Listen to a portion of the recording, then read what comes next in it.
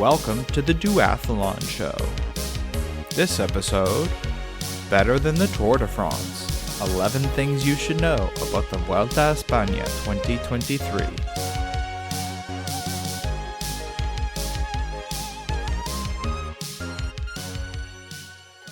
We're big fans of professional cycling here at the Duathlon Show. Cycling is of course the central discipline of the traditional run-bike-run duathlon. By far the biggest cycling race in the world is the Tour de France, the Grand Tour which occurs each July in the land of Champagne and Bordeaux.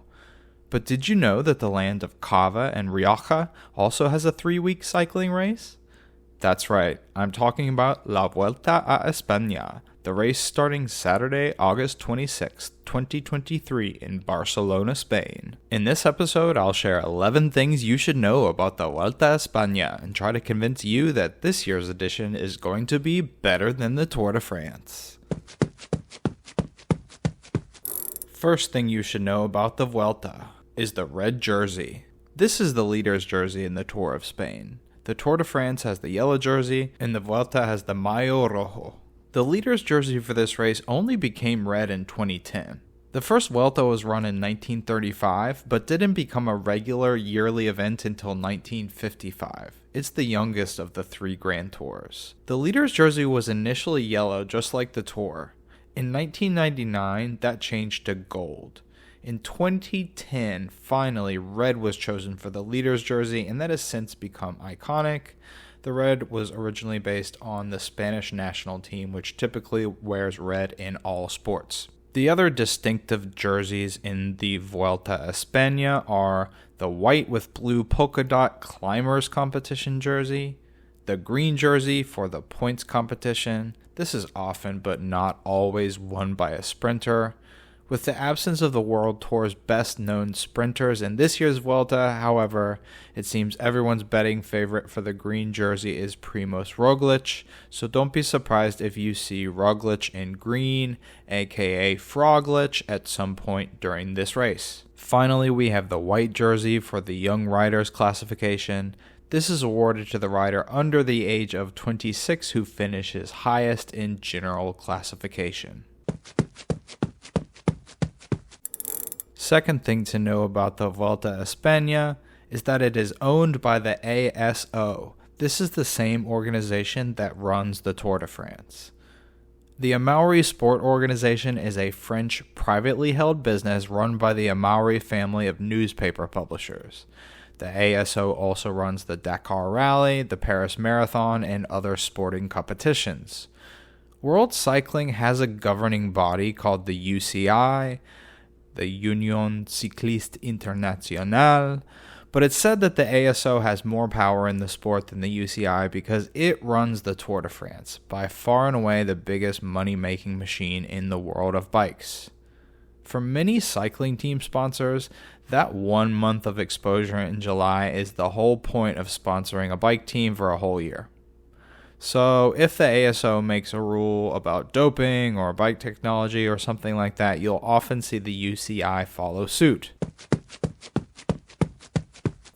Third thing you should know about the Vuelta a España is the word puerto. In Spanish, un puerto de montaña is a mountain pass. Puerto in Spanish is typically a port, so you can see how the Spanish applied that thinking to the relatively low and traversable area of a mountain range where you can cross over to the other side. That's a pass. The French went with a body part for their metaphor. Le col de montagne is a mountain pass, but le col is actually the neck in French. A unipuerto stage is where there's only one big climb, and it's at the end of the stage. You've got a stage elevation profile then that looks like a hockey stick, flat and then curved at the end. Examples include stage 11 up La Laguna Negra, which is 8.3 kilometers at 5.8% average gradient, and stage 16 up the Bejes climb of 4.7 kilometers and 8.7% grade. In road cycling, you don't actually climb mountains that often. That sounds paradoxical, but hear me out. Most roads on this planet don't go right up to the very top of a mountain, unless there's a castle up there or a statue or observatory or weather station up there, like Mont Ventoux at the top. Most roads on this planet go up into the mountain range towards the easiest pass so that the road can continue down into the valley on the other side of the range. So many massively famous cycling climbs are actually cols or puertos or passos in Italian. Riders in Grand Tours climb up these mountain passes and then often descend down the other side, but not in a unipuerto stage. In a unipuerto, you only climb up and stay there at the end of the pass, or at the end of the mountain, where someone has happened to plop down a finish line and a podium, along with some stuffed animal and flower arrangements to give the winner. Fourth thing you should know about La Vuelta a España is the term rampas inhumanas.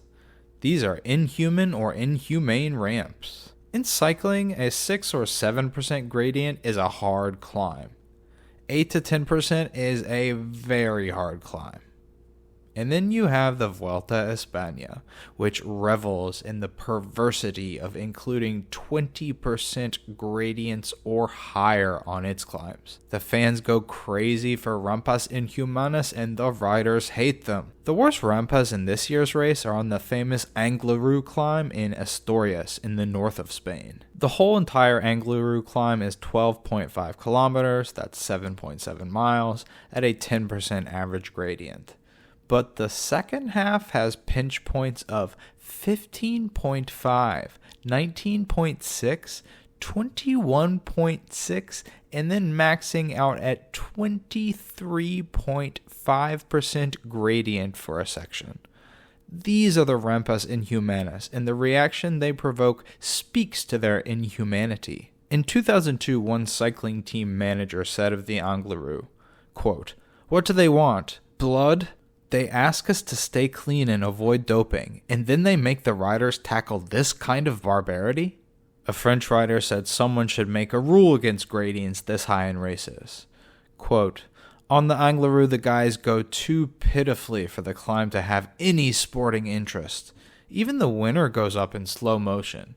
There's no attacking. From front to rear, everyone just gets up as best he can." Look out for the rampas inhumanas in this year's Vuelta a España. The guys will be going very, very slow up them. Fifth thing you should know. Stage 1 of the race is a TTT, a team time trial. In cycling, the time trial is known as the race of truth because drafting and team tactics don't come into play. If you can ignore team budgets for fancier time trial equipment and more wind tunnel time, pretty much the strongest rider always wins a time trial. There's nowhere to hide in the race of truth. But a team time trial is something rarer and more unique. In a normal time trial, it's one rider at a time. But a team time trial has the whole team of 8 riders in line time trialing together.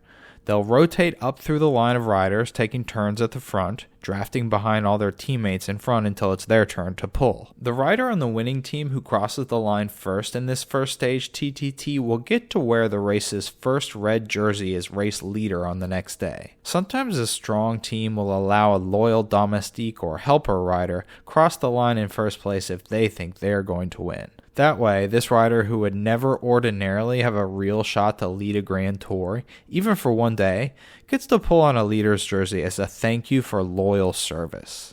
This happened in last year's Vuelta when Robert Hessink wore the jersey for a day after his Jumbo-Visma team won the Stage 1 TTT.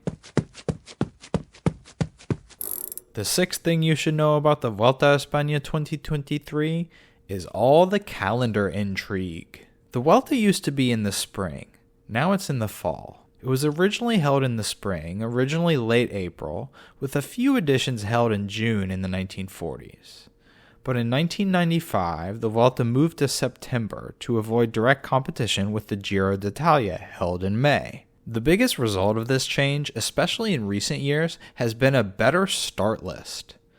Riders who failed to meet their goals at July's Tour de France are ready to come back in late August for a redemption tour of Spain. The Tour Vuelta double makes a lot more sense for GC contenders than the Giro Tour double does. Going to the Giro in the high mountains of Italy in May, where you're likely to see ice or snow or freezing rain, is a great way to burn yourself out a month before the biggest race in the world, the Tour. But going to the Vuelta a month after Le Tour with a fire in your belly and no other goals for the rest of the season makes a lot of sense for big riders. It's why this year's start list is so stacked. We'll dive into that later. So what's the intrigue? That comes with the idea of swapping the positioning of the Giro and the Vuelta on the calendar. The Giro d'Italia has a cold problem, and the Vuelta has a heat problem, with extreme weather in both directions worsening in recent years thanks to climate change. Lots of cycling traditionalists would prefer this switch, allowing the Giro, a race with more history and prestige than the Vuelta, to benefit from the post-tour boon that the Vuelta currently enjoys. The problem, of course, is that the Giro is owned by an organization called RCS, and the Vuelta is owned by ASO. Those orgs would need to negotiate. And why would the Vuelta sacrifice its current prime position in the calendar? I think it would take a bigger reason than heat, or the heat on this planet would have to get much worse. Unfortunately, it probably is. But for now, they're making too much money. The race will probably legalize under-jersey cooling vests for every rider before they would decide to move the race around on the calendar to avoid the consequences of climate change. The seventh thing you should know is all about the Basque Country. The Basque Country is the traditional heartland of cycling in Spain. It's home to famous bike manufacturers, as well as the Tour of the Basque Country stage race and the San Sebastian One-Day Classic.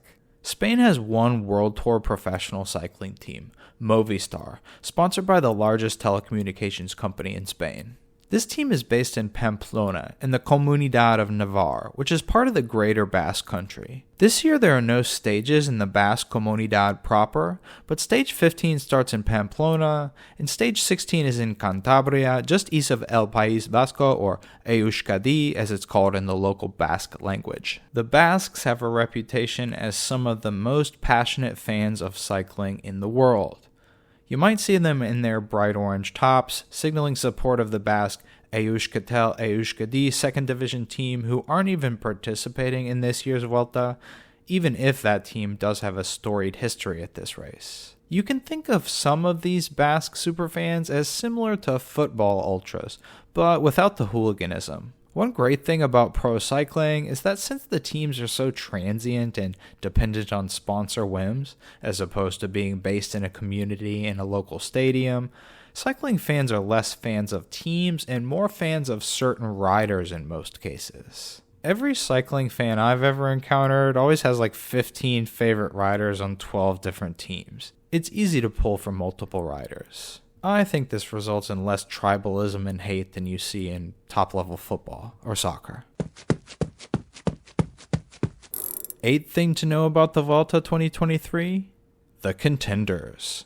Headline: last year's Vuelta winner Remco Evenepoel versus the winner of the 2019, 2020, and 2021 Vueltas, Primož Roglič. Evenepoel vs. Roglič at the Vuelta is happening again this year after Rog crashed out last year. And shockingly, those two men who hold the last 4 Vuelta titles between them are not even the biggest name at this race. The biggest competitor at this race is the man who won this year's Tour de France, Primož Roglic's teammate at Jumbo-Visma, Jonas Vingegaard, or Vingegaard as it looks as you're reading it on the page. That's right, folks, the 2023 yellow jersey is looking to add a red top to his collection.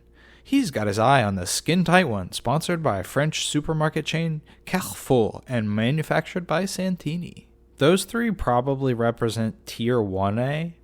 Tier 1B of contenders contains Geraint Thomas of the Ineos Grenadiers team.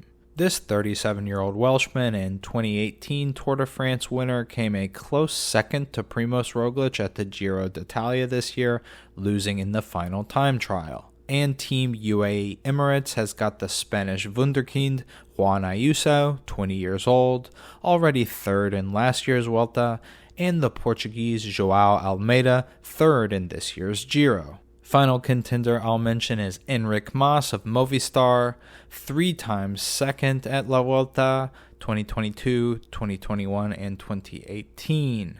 He'll be looking for redemption after crashing out of stage 1 of this year's Tour de France.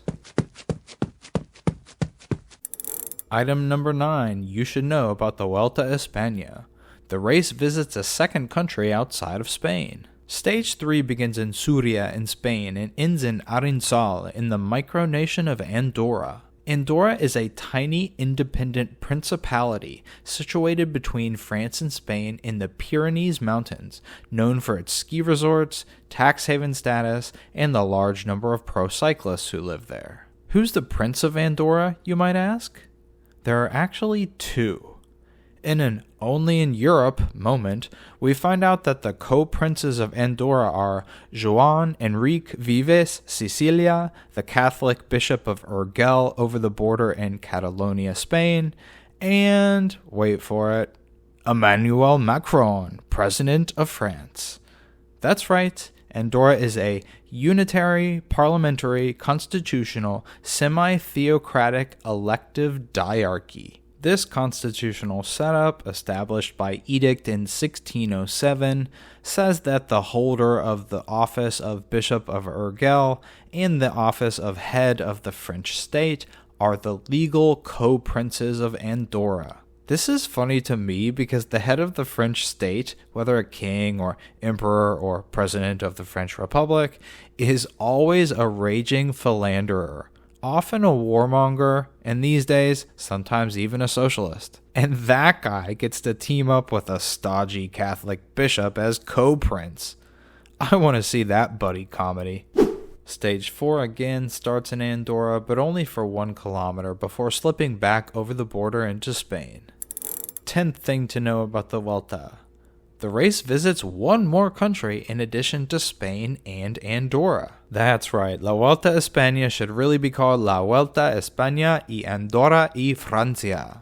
The race enters France in stage 13 from Formigal a Huesca-la-Magia to the Col de Tourmalet, and starts the following day, stage 14, in France from Sauveterre de Biel, then rides back into Spain, finishing at Lara Belagua. That stage 13 features 3 big climbs more associated with Le Tour than the Vuelta: the Col d'Aubisque, the Col de Spandel, and the legendary Col de Tourmalet will be the centerpieces of L'Etapa Reina, the Queen Stage, the name the cycling world gives to the most difficult day of a stage race. So it'll be a funny old Queen Stage of the Tour of Spain that will happen to be happening mostly across the border in France.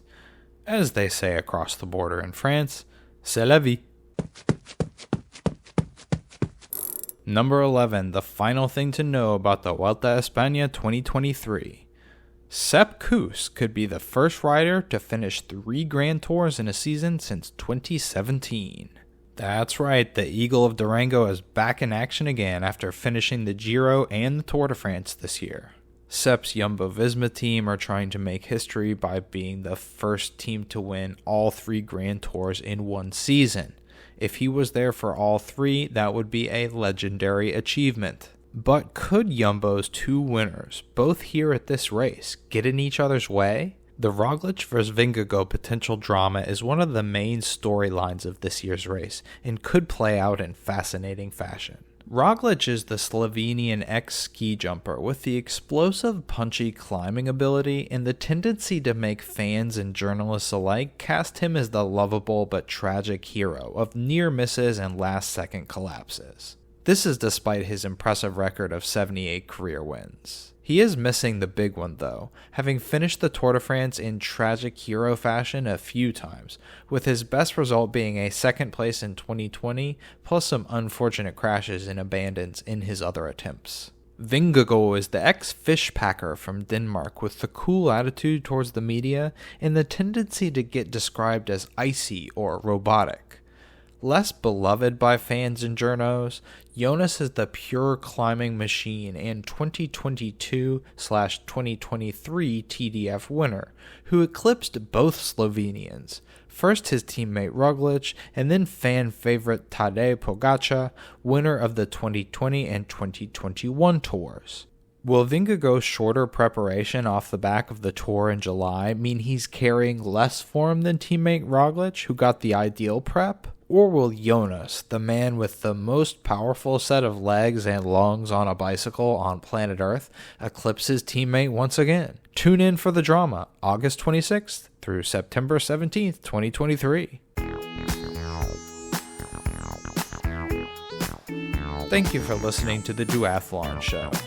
I hope I've gone some way towards convincing you that the Vuelta 2023 might actually be better than the Tour de France. Only Tadej Pogačar is missing from the start list.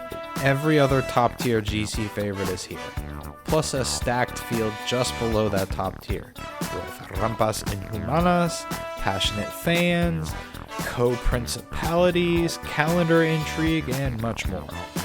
I hope you go off now and enjoy the 3 weeks of racing at Spain's Grand Tour with a bit more context than you had before. Stay dry, everyone. You can follow The Duathlon Show on Twitter and YouTube at The Duathlon Show. Questions or comments? TheDuathlonShow@gmail.com. If you enjoyed the show, please leave a good rating and review on the platform where you found it, and tell your friends. You can support The Duathlon Show by donating at ko-fi.com/TheDuathlonShow.